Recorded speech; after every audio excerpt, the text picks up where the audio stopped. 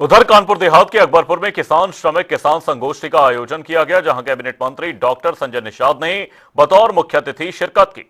संगोष्ठी को संबोधित करते हुए डॉक्टर संजय निषाद ने बीबीजी राम जी योजना की विस्तृत जानकारी जनसमूह को दी। वहीं इस मुद्दे पर बोलते हुए अकबरपुर सांसद देवेंद्र सिंह भोले ने विपक्ष पर जनता को गुमराह करने का आरोप लगाया। उन्होंने कहा कि बीजेपी सरकार की योजनाएं सीधे लाभार्थियों तक पहुंच रही हैं और इस योजना से सबसे ज्यादा कमजोर वर्ग को सीधा लाभ मिलेगा।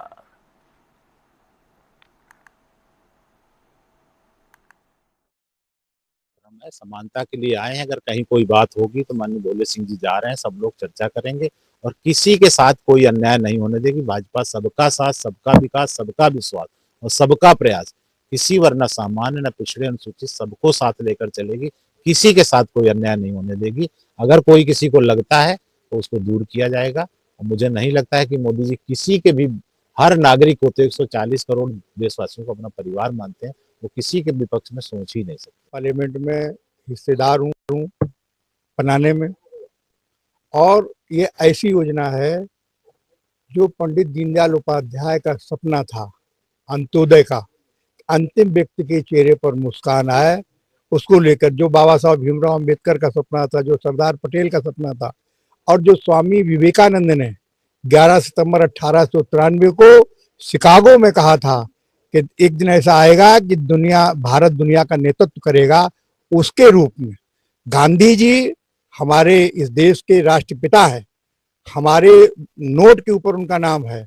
वो उनकी जब मृत्यु हुई तो उन्होंने हे राम कहा है। लेकिन ये कांग्रेस के लोगों का काम भ्रम फैला करके फूट डालो राज करो, जैसे संविधान बदलने की बात करने लगे थे।